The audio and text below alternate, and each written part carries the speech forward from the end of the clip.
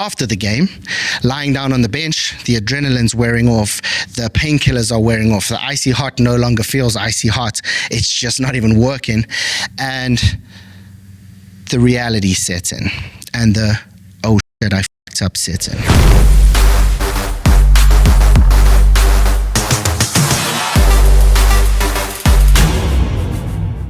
Yo, what's happening, everybody? Welcome back to the Battle Ready Show. Thank you for joining me. I'm the host today. My name is Byron Ovenstone, and we're running this thing solo.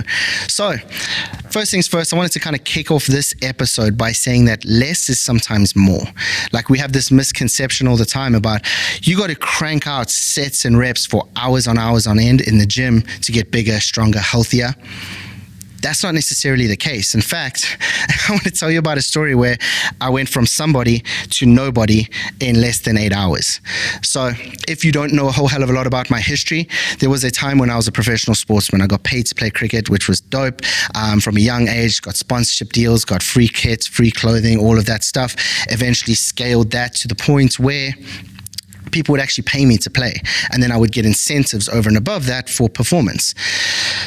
Long story short, I got to a point in my career where I made very good money playing sports, and I was able to tour the world and play in a lot of different countries at the same time.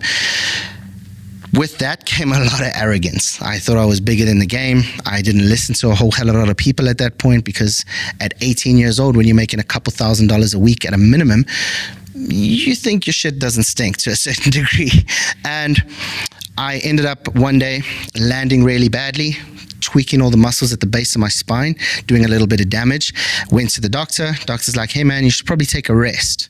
What do you know, bro? I'm basically God in this field. I do as I please. Went back out, played the next weekend, and fractured my back. So lower part of my back, I had a nice little fracture. Went back to the doctor, and the doctor's like, dude, you pretty much fucked yourself up, didn't you? I'm like, yeah, it kind of hurts. He said, Byron, you're gonna need 6 to 8 weeks at a minimum just to get the recovery going, and then even then you're probably looking at potentially up to 6 months. I said, hey doc, my next game is in 6 weeks.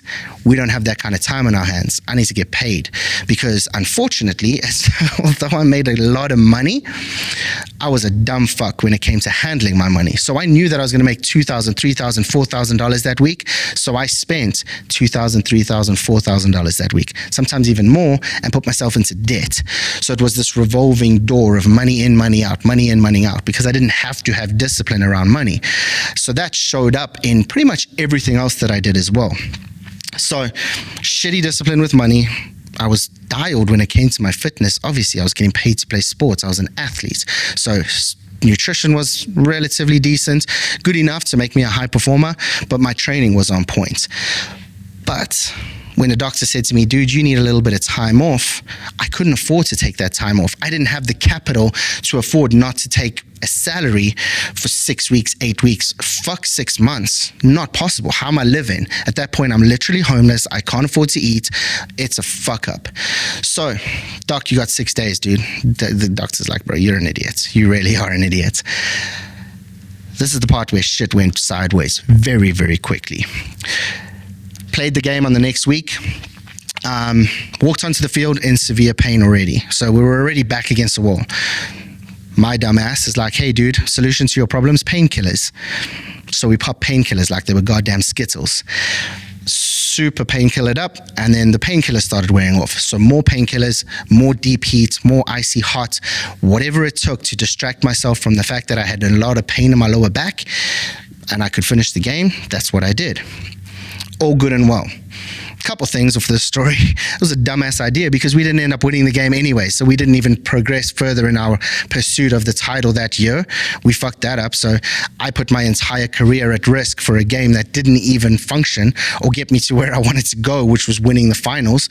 So we ate a shit sandwich from that perspective. But then beyond that, after the game, lying down on the bench, the adrenaline's wearing off, the painkillers are wearing off, the icy hot no longer feels icy hot, it's just not even working. And the reality sets in, and the oh shit, I fucked up sets in, because at that point even breathing was painful. I literally took a breath and it took my breath away, and I took a breath and it took my breath away, and I had these shooting pains up and down my body repeatedly. and the guys come into the change room and they're like, hey man, we're going to go. I was in a dumb place as well when we played a bunch of dumb sport where the motto was win or lose, we hit the booze, right? So they're like, we're all going to get fucked up and drown our sorrows. I'm like, guys, I can't even move. They're like, what do you mean, man? Get your ass up. We're going to go and drink. We got to like fucking drown our sorrows. I'm like, guys, I can barely breathe, let alone move. Long story short, I go home, get to bed, lie down, whatever, go to the doctor a couple of days later. Doc's like, yeah, man, you fucked up. You're done. Like you won't play sport again. You shouldn't lift. You shouldn't do this. He gave me a laundry list of things that I shouldn't do from this point forward.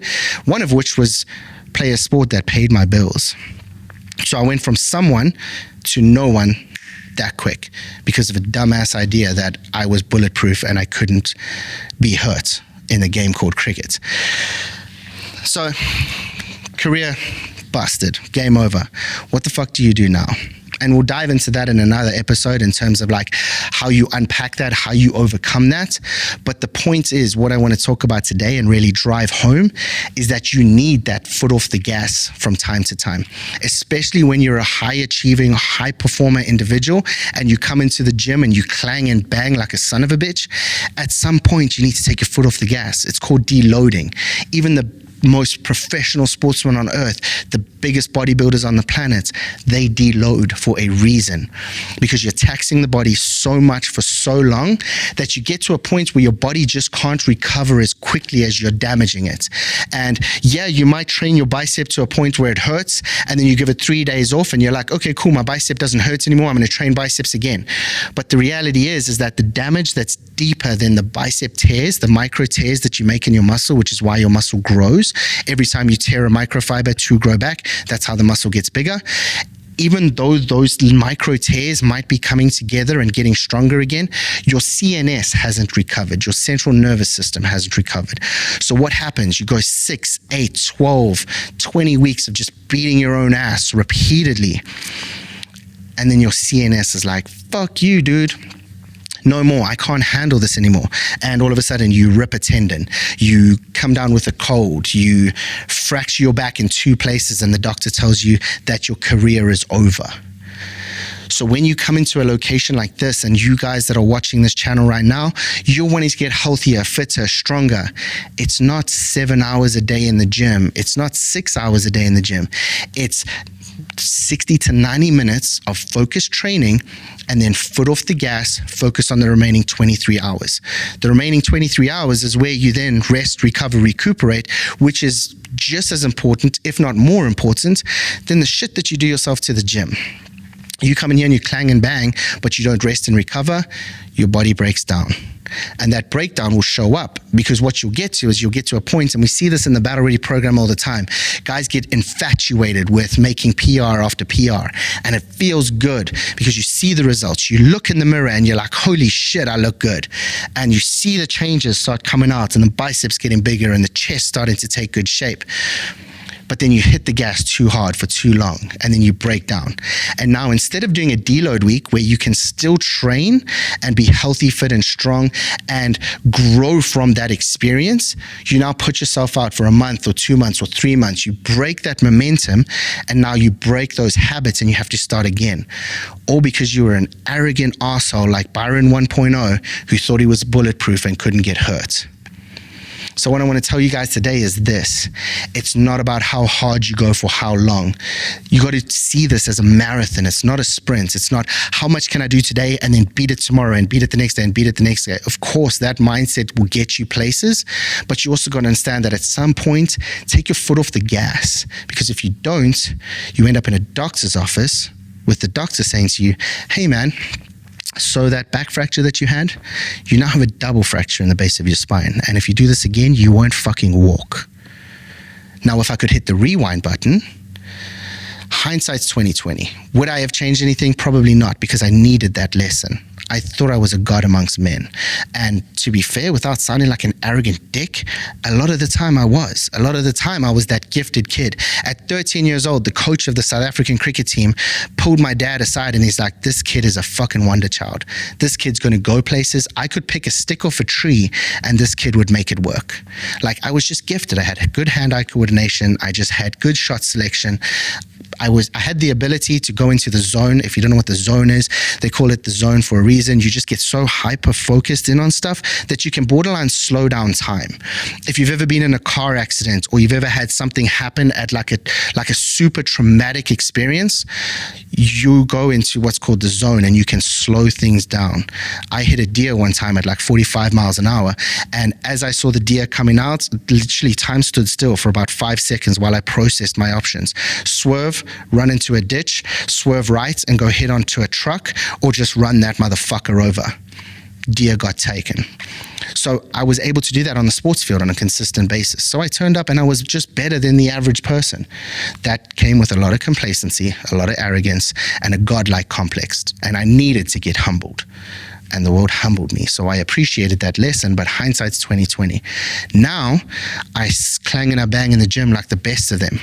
But I also know that deloading is important, because if I don't, that's when my back fracture will come back. That's when I will wreck myself, rip a bicep, tear a pec, blow out a shoulder, something stupid. And I've done all of those things as well. So I wish I could say that I learned from the first time I screwed myself up, but I didn't. There was a learning process. But now, as I'm getting older, and I'm only 34, but I feel like I've got a pretty wise head on my shoulders when it comes to this shit, I know it's important to take your foot off the gas. Give yourself that deload. Let your CNS recover. Let your body recover. Get good sleep. Get hydrated. Eat the right foods. The remaining 23 hours are where the real value comes in. That's where the real growth happens. It's not in the gym.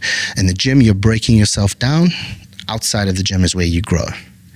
So those of you that are using that as an excuse, like, oh, Byron, I can't get to the gym because I don't have 4 hours a day to get shredded. I don't need you getting 4 hours a day to get shredded. I need you in the gym for 45 to 90 minutes at most, and I need you in the kitchen for 30 to 45 minutes a day. And then, funnily enough, and we'll get into this on a whole nother episode at some point, all of a sudden, instead of having to work the 18-hour days and wearing that as the fucking pride, where it's like, oh, I'm so awesome, I work 18 hours a day. No, dude, you just suck at your job. That's why you need 18 hours a day to do the work. You become super efficient, super dialed in, your headspace gets clearer, and all of a sudden, what took you 18 hours a day, all of a sudden takes you 8 hours a day. And you've just miraculously won back 10 hours. Now you're a better father, better husband, better businessman, you make more money, you have more time, you feel better, look better, everything gets better. So my point today is this. Deload weeks are important. They are required. If you're wanting to grow, they will make you grow. But you also need to know that some of you guys don't deserve a deload week yet because you don't even do the work. So don't use that as an excuse either, like, oh, Byron, I'm just taking my foot off the gas this week because, well, I've gotten really hard. No, you haven't. You didn't even make one PR this week, let alone last week, let alone the week before. You come in here and you tick the boxes. You put 225 on the bench and you do 5x5 and then you leave. And then next week you come and do 225 on the bench, 5x5 and you leave. Your body gets also very conditioned to handling that situation. So get outside your comfort zone. If you're wanting to build muscle and progress, force your body to grow, but then take your foot off the gas before you get injured. That way, you don't take your foot off the gas for that long, because as soon as you get injured, now it's a lengthier process versus just a week of deload, and then you come back harder, stronger, faster, better than before, versus a month or 2 months or 3 months of being injured, and then starting back at square one or worse. Hopefully you guys found today's episode valuable. Please like, subscribe, share this with a friend who's full of excuses as to why they can't train or don't have the time. And we'll see you guys next time. Cheers for now.